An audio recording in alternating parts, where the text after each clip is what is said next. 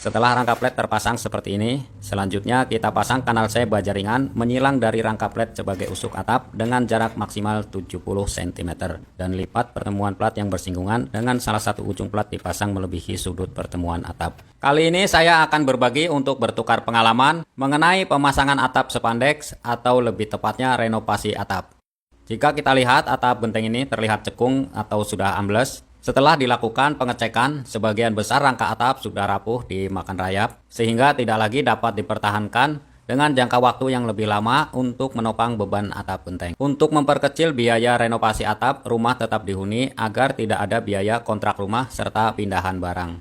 Dengan kondisi atap yang sudah rapuh dan kemungkinan ambruk yang cukup besar mengingat kondisi cuaca, maka penggantian atap kita harus memasang rangka atap baru di atasnya. Untuk pemasangan atap yang baru, kita tambah dahulu ketinggian dinding kanan kiri dengan membuat balok beton di atas ban atap. Tentunya kita harus mengecek dahulu kekuatan dindingnya. Umumnya pemasangan dinding yang dibuat miring pada bagian bawah atap dibuat balok beton sebagai penguatnya.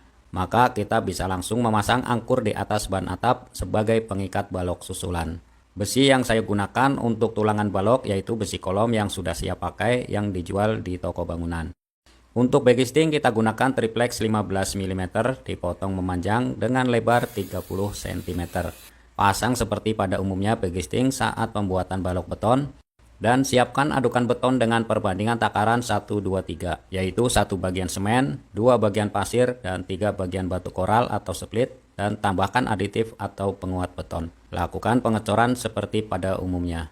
Kebetulan untuk rumah berhimpitan dengan rumah tetangga serta posisinya seperti ini. Jadi kita bisa menumpang di rumah tetangga kanan kiri. Tentunya dengan meminta izin terlebih dahulu baik kita yang mengerjakannya dan terutama sekali adalah pemilik rumah. Saat menunggu beton atau balok susulan mengering, kita siapkan rangka atap dengan bentuk jenis flat seperti ini. Karena atap yang akan digunakan jenis spandex, maka untuk lebar bisa dibuat minimal 30 cm. Bongkar papan atau triplex bagian dalam backisting minimal setelah 2 hari pengecoran atau sesuai ketentuan agar beton kering sempurna dan tidak mengurangi kualitasnya. Pasang potongan kanal C baja ringan dengan panjang menyesuaikan rangka plet yang kita buat pada balok susulan dan beri jarak dari atap minimal 5 cm. Untuk pemasangannya bisa menggunakan paku beton, dinabol atau sejenisnya. Untuk rangka plet kita pasang membentang di atas atap lama dan usahakan tidak menyentuh atap untuk menghindari tekanan pada genteng mengingat kondisinya. Rangka baja jenis flat sepanjang 6 meter kita pasang dengan jarak maksimal 2 meter dan sekrup pada kanal C yang kita pasang pada balok beton sebagai bracket. Setelah rangka plet terpasang seperti ini, selanjutnya kita pasang kanal C baja ringan menyilang dari rangka plet sebagai usuk atap dengan jarak maksimal 70 cm. Silangkan pemasangan dan sekrup satu sama lain pada pertemuan antara kemiringan atap. Susun reng di atasnya dengan jarak antara reng satu dengan lainnya 40 cm dan sekrup menyilang agar kanal C dengan reng terikat kuat dan memperkokoh kanal C sebagai usuk atap. Saat memasang reng, ujung reng sebatas dinding bagian dalam. Karena menurut pakarnya, baja ringan atau reng akan berkarat jika tertanam adukan semen. Satu hal lagi, jika ujung reng menumpang atau melewati sisi luar dinding dapat menjadi sumber bocor dan hal ini yang umumnya tidak kita sadari jika terjadi bocor pada bagian tengah rumah. Karena air mengalir melalui reng dan jatuhnya pada level yang terendah sehingga bocor yang membekas pada plafon akan beda dari titik sumbernya. Selanjutnya kita siapkan atap spandexnya. Untuk atap spandek yang saya gunakan jenis spandek pasir dengan ketebalan plat 0,40 mm. Untuk pembeliannya harus pesan terlebih dahulu dan pengiriman minimal menunggu 4 hari sejak order. Karena pembuatannya khusus dan jarang toko yang stok. Yang saya gunakan harga 95.000 per meternya. Dan jenis plat atap ini adalah galvalum dengan lapisan aluminium sehingga tahan korosi yang dapat bertahan hingga 50 tahun. Apalagi ditambah perlindungan dengan lapisan cat berpasir. Jika ada spandek yang berkarat setelah beberapa bulan pemasangan, maka patut dipertanyakan mengenai jenis serta harganya. Sebelum memasang atap spandek atau atap yang baru, atap genteng lama harus kita angkat bertahap menyesuaikan luas setiap lembar atap spandek, mengingat bukan kita yang menentukan mengenai cuaca. Dan inilah salah satu yang menjadi alasan pemasangan atap baru di atas atap lama. Selain untuk menghindari banjir di saat hujan serta ambruknya atap saat kita menginjaknya jika membongkar atap terlebih dahulu, rangka atap yang baru kita fungsikan sebagai pijakan untuk mengambil atap lama atau genteng. Dan ini kondisi rangka atap lama yang sudah rapuh. Untuk memperkecil kemungkinan hal yang tidak kita inginkan, lakukan inspeksi dengan baik sebelum mengerjakannya. Pasang atap sepandek dan tandai setiap reng pada tepi sepandek sebelum menumpuknya dengan atap sepandek berikutnya untuk panduan skrup atau paku atap. Untuk menghindari air balik atau tampias serta memperkuat atap, ujung pertemuan atap dapat ditekuk dan gunakan ripet atau skrup untuk mengikat atap satu sama lainnya. Ratakan dinding pembatas dengan atap menggunakan adukan pasir dan semen jika pengecorannya kurang dari permukaan atap.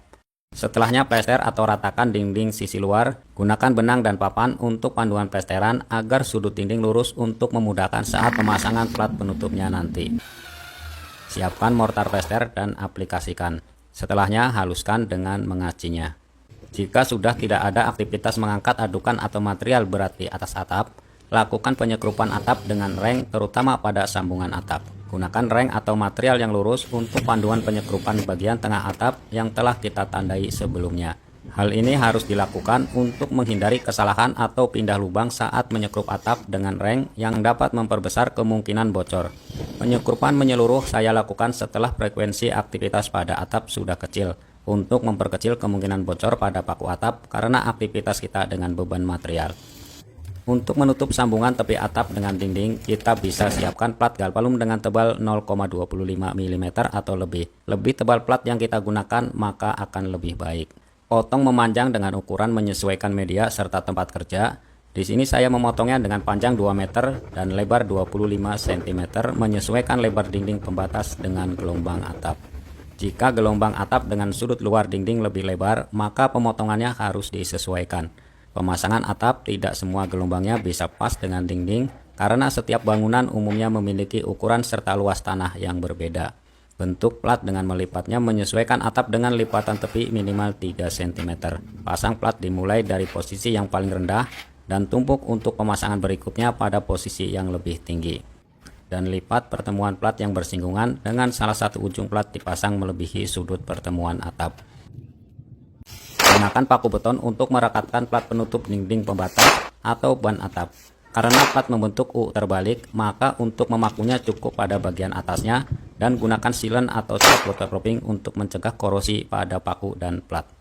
Penutup tepi atap sepandek menggunakan plat untuk memperkecil kemungkinan terjadinya bocor serta korosi pada tepi atap yang berbatasan dengan dinding.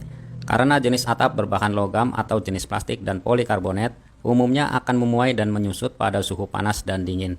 Maka jika tepi atap diban atau ditutup menggunakan adukan semen dan pasir, umumnya lebih besar kemungkinan bocornya karena retak yang disebabkan adanya perbedaan jenis material dan kepadatannya serta tingkat pemuaiannya. Itulah mengapa atap sepandek atau sejenisnya bersuara terutama saat cuaca terik. Dan ini salah satu kekurangannya jika dibandingkan dengan atap genteng. Untuk wubung atau sudut pertemuan atap kita tutup menggunakan plat galvalum dengan melipatnya menyesuaikan sudut atap. Karena posisinya datar, maka untuk plat saya pasang tanpa sambungan untuk memperkecil kemungkinan bocor pada bagian wubung atap. Untuk tepi plat yang bersentuhan dengan atap, kita potong setengah lingkaran pada setiap gelombangnya dengan diameter minimal 3 cm atau menyesuaikan bentuk serta ketinggian gelombangnya. Lipat plat antara potongan sebagai penutup celah bagian atap yang cekung. Dan gunakan ripet atau skrup sebagai pengikat plat penutup dengan atap. Karena lapisan galvalum pada plat telah terkikis dan berlubang saat menyekrupnya, beri cat atau waterproofing untuk mencegah karat pada skrup dan plat. Setelahnya kita bisa melapisi seluruh plat menggunakan cat waterproofing untuk melindungi dari paparan sinar ultraviolet dan hujan agar lebih tahan lama. Dari pengalaman tersebut, plat galvalum ada yang sudah belasan tahun kondisinya masih dalam keadaan baik seperti awal pemasangannya. Pembongkaran rangka atap kita lakukan dari dalam dengan menggunakan rangka plafon sebagai pijakan dan pastikan untuk menopang plafon dengan lantai karena selain membongkar rangka atap kita harus mengganti dan memindahkan gantungan plafon pada rangka atap baru serta mengganti rangka plafon jika ada yang lapuk. Lakukan pembongkaran rangka lama dan bersihkan. Jika rangka plafon masih menggunakan kayu, untuk mencegah rayap berkembang biak, semprotkan anti rayap pada seluruh rangkanya dan ulangi minimal 2 kali penyemprotan agar menyerap sampai ke dalam kayu. Untuk pencegahan, penyemprotan dapat dilakukan 3 kali berturut-turut 1 bulan sekali jika kondisinya seperti ini atau rawan rayap. Untuk pencegahan yang maksimal, kita bisa menggunakan jasa khusus anti rayap.